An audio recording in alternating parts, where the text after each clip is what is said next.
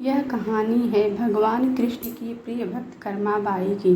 कर्माबाई बचपन से ही अपने पिता जीवन राम को कृष्ण भगवान की पूजा करते हुए देखती थी। वह कभी भी कृष्ण भगवान को भोग लगाए बिना भोजन ग्रहण नहीं करते थे। जब कर्माबाई 13 साल की थी तब एक दिन जीवन राम को तीर्थ पुष्कर स्नान के लिए जाने की इच्छा हुई। साथ में उनकी पत्नी ने भी पुष्कर स्नान की इच्छा प्रकट की। जीवन राम अपनी बेटी को भी ले जाना चाहते थे, लेकिन दुविधा यह थी कि अगर वह सब घर के बाहर गए तो श्री भगवान कृष्ण को भोग लगाएगा कौन। तब जीवन राम ने इस नित्य कर्म की जिम्मेदारी कर्माबाई को सौंपी और कहा कि बेटी कर्मा, सुबह भगवान कृष्ण को भोग लगाने के पश्चात ही तुम भोजन ग्रहण करना। कर्मा ने भी अपने पिता की हमें हाँ भर दी। अगले दिन सुबह कर्माबाई ने उठकर सबसे पहले गुड़ और घी डालकर बाजरे की खिचड़ी बनाया और भगवान कृष्ण की मूर्ति के सामने रख दिया और बोली, भगवान, मैंने आपका भोग रख दिया है, आपको जब भूख लगे तब खा लेना, तब तक मैं घर के काम पूरे कर लेती हूँ। इतना कहकर कर्मा अपने घर के कामों में जुट गई।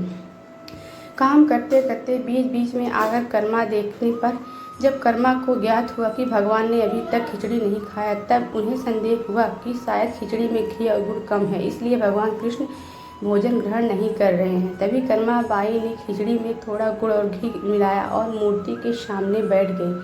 वह बोली, भगवान, मेरे पिताजी जब खिलाते हैं तब तो आप खा लेते हो, तो अब क्यों नहीं खा रहे हो। और अभी तो पिताजी बाहर गए हैं, उन्हें आने में बहुत दिन लगेंगे, तब तक आपको भोग लगाने की जिम्मेदारी मुझे दी है, इसलिए जब तक आप भोजन नहीं खाएंगे मैं भी कुछ नहीं खाऊंगी। इस तरह जिद पर अड़ी नन्ही कर्मा की प्यारी बातों से कृष्ण भगवान का सिंहासन डोल गया और फिर मूर्ति में से आवाज़ आई, बेटी कर्मा, तुमने पर्दा तो किया ही नहीं, तो मैं भोजन कैसे ग्रहण करूं। तब कर्माबाई ने मूर्ति के आगे अपनी चुनरी का पर्दा किया और कुछ ही समय में कृष्ण मूर्ति के सामने रखी खिचड़ी की थाली खाली हो गई। अब कर्मा रोज सुबह सबसे पहले कृष्ण को बाजरे की खिचड़ी खिलाती और बाद में खुद भोजन ग्रहण करती।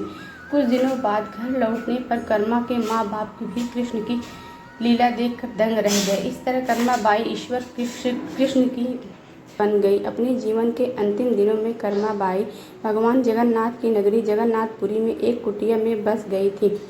वहाँ पर एक दिन कर्माबाई की कुटिया के सामने एक तेजस्वी क्रांति वाला बालक आया और उसने कर्माबाई से कहा, मुझे भूख लगी है माँ, खाना दो। उस वक्त भी कर्मा अपने भगवान कान्हा को खिचड़ी का भोग लगा रही थी। कर्मा ने उस बालक को भी खिचड़ी खिलाया। उसके बाद से वही बालक हर रोज़ कर्मा के हाथ का खिचड़ी खाने आता था। यह सिलसिला कई वर्षों तक चलता रहा। वह बालक कोई और नहीं, स्वयं जगन्नाथ भगवान थे, क्योंकि जिस दिन कर्माबाई का देहांत हो गया उस दिन जगन्नाथ भगवान की मूर्ति की आंखों से आंसू बह रहे थे और उसी रात मंदिर के पुजारी के स्वप्न में जगन्नाथ भगवान आए और अपने दुखी होने का कारण बताया कि उनकी परम प्रिय भक्त कर्माबाई परलोक सिधार गई है। मैं रोज़ सुबह उसके हाथों की खिचड़ी खाता था, अब मुझे खिचड़ी कौन खिलाएगा। अगले दिन से मंदिर के पुजारियों ने निर्णय लिया, भगवान को रोज़ बाजरे की खिचड़ी की भोग लगेगा और उस भोग का नाम दिया गया कर्माबाई का खिचड़ी। दोस्तों, आपको ये वीडियो कैसी लगी कमेंट में ज़रूर बताइएगा।